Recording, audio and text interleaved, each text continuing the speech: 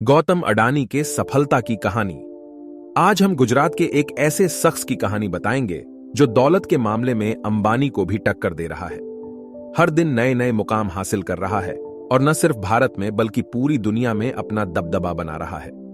हम बात कर रहे हैं भारत के मशहूर बिजनेसमैन गौतम अडानी की, जिन्हें एक वक्त था कि आर्थिक तंगी के कारण पढ़ाई छोड़नी पड़ी थी, लेकिन आज ये एयरपोर्ट से लेकर बंदरगाह और कोयले से लेकर घर में इस्तेमाल होने वाले तेल तक से पैसा कमा रहे हैं। लेकिन बहुत ही कम लोग ऐसे हैं जो इनके बारे में जानते हैं। अगर आप गौतम अडानी की कामयाबी का राज जानना चाहते हैं तो देखिए उनके जिंदगी और व्यापार का सफरनामा। गौतम अडानी यूं तो रिलायंस इंडस्ट्री के संस्थापक धीरूभाई अंबानी की ही तरह पहली पीढ़ी के बिजनेसमैन हैं, लेकिन आज उनकी नेटवर्थ बाकी उद्योगपतियों से कई ज्यादा है, क्योंकि एक डायलॉग है जो गौतम अडानी ने सिद्ध किया कि कोई भी धंधा छोटा या बड़ा नहीं होता और धंधे से बढ़ा कोई धर्म नहीं होता। अब हम ऐसा इसलिए कह रहे हैं क्योंकि समय के साथ अडानी को जो भी धंधा मिला उन्होंने उसे पूरे मन से किया और सक्सेस होते चले गए। लेकिन उनके फर्श से अर्श तक पहुंचने तक का सफर काफी कठिनाइयों से भरा हुआ है। इनका जन्म 1962 में अहमदाबाद के एक आर्थिक रूप से कमजोर परिवार में हुआ। पिता का छोटा सा काम था, लेकिन कुछ खास चल नहीं रहा था। ऐसे में वक्त के साथ आर्थिक हालत और बिगड़ते चले गए, जिसकी वजह से गौतम अडानी को अपनी पढ़ाई को बीच में ही छोड़नी पड़ी और काम के लिए हाथ पैर मारने पड़े। इसी बीच वह बढ़े शहर बढ़ी उम्मीदें लेकर कम उम्र में ही मुंबई आ गए, जहां शुरुआत में तो काफी संघर्ष पड़ा, लेकिन कुछ वक्त के बाद उन्हें एक डायमंड सप्लायर के वहां नौकरी मिल गई। 3 सालों के बाद काम करने के बाद उन्हें समझ में आया कि जिंदगी में करना क्या है, इसलिए वह नौकरी छोड़कर अपना काम शुरू किया और जवेरी बाजार में डायमंड ब्रोकरी की शुरुआत की। गौतम अडानी को अपनी जिंदगी का राय पता था, यानी वो काम क्यों कर रहे हैं, इसलिए उन्होंने जी तोड़ मेहनत की और कम उम्र में ही धंधा दौड़ा दिया। लेकिन उनकी किस्मत चमकी 1981 से, जब उनके बड़े भाई ने उन्हें अहमदाबाद बुलाया। दरअसल भाई ने सामानों को लपेटने वाला प्लास्टिक की एक कंपनी खरीदी, मगर वो चल नहीं रही थी क्योंकि जो कच्चा माल चाहिए था वो जरूरत के हिसाब से नहीं मिल पा रहा था। बाहर देशों से कच्चे माल को इंपोर्ट करना पेडीडी चल रहा था। ऐसे में इसे एक अवसर के तौर पर देखते हुए अडानी ने कांडला पोर्ट पर प्लास्टिक ग्रैन्यूल्स का आयात शुरू किया और 1988 में शुरुआत की अडानी एक्सपोर्ट, जिसका नाम बदलकर बाद में अडानी इंटरप्राइजेस कर दिया गया। इसमें धातु, एग्रीकल्चर प्रोडक्ट और कपड़े की कमोडिटी ट्रेडिंग होती थी। काम चल पेड़ रहा तो कुछ ही साल में ये कंपनी और अडानी इस बिजनेस से बड़ा नाम बन गया और फिर 1994 में अडानी इंटरप्राइजेस को शेयर बाजार में लिस्ट कर दिया गया। फिर साल आया 1995 का। ये वो साल था जिसने आज उनके इस मुकाम तक पहुंचने की नींव रखी, क्योंकि इस वक्त गुजरात सरकार पोर्ट डेवलपमेंट के लिए प्राइवेट कंपनी की तलाश कर रही थी। ऐसे में जैसे ही ये खबर अडानी तक पहुंची, उन्हें कमाई का एक और सोर्स नजर आया। इसलिए उन्होंने गुजरात के सबसे बड़े बंदरगाह मुंद्रा पोर्ट को ही खरीद लिया। मुंद्रा पोर्ट को खरीदने के बाद 1998 में गौतम अडानी ने अडानी पोर्ट्स और लॉजिस्टिक्स कंपनी की शुरुआत की। वैसे इस बंदरगाह की खासियत के बारे में बताए तो करीब 8000 हेक्टेयर में फैला ये पोर्ट आज भारत का सबसे बड़ा निजी बंदरगाह है और इस पोर्ट से पूरे भारत के लगभग 1/4 माल की आवाजाही होती है। साथ ही यह जगह स्पेशल इकोनॉमिक जोन के तहत बना है, तो प्रमोटर कंपनी को कोई टैक्स भी नहीं देना पड़ी आता है।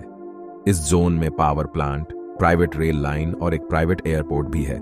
वैसे यहां गौर करने वाली बात है कि आज अडानी समूह देश के प्रमुख इंफ्रास्ट्रक्चर ग्रुप में से एक है। उनकी अडानी पोर्ट देश की सब बिडेडी पोर्ट मैनेजमेंट कंपनी है और गुजरात, महाराष्ट्र, गोवा, केरला, आंध्र प्रदेश, तमिलनाडु और ओडिशा जैसे 7 समुद्री राज्यों में इनके 13 डोमेस्टिक पोर्ट्स है। अब जैसे जैसे गुजरता गया, अडानी खुद को ग्रो करते चले गए। वो लोगों के रसोइयों में पहुंच गए। फॉर्च्यून के द्वारा वही फॉर्च्यून जिसका रिफाइन ऑयल आज हर घर में सुबह शाम दिन रात इस्तेमाल होता है। जनवरी 1999 में अडानी ग्रुप ने विल्मार बिजनेस ग्रुप के साथ हाथ मिलाकर खाने के तेल के बिजनेस में कदम रखा था।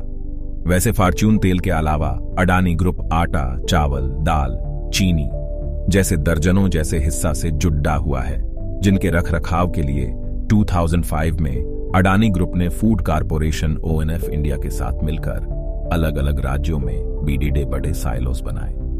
साइलोस वो चीज होती है जिसमें बड़े पैमाने पर अनाज को रखा जाता है। साइलोस के कनेक्टिविटी के लिए अडानी ग्रुप ने नीचे रेल लाइन भी बनाई ताकि अनाज को लाने और ले जाने में आसानी हो। अब गौतम अडानी को काले कोयले में भी पैसा दिखा।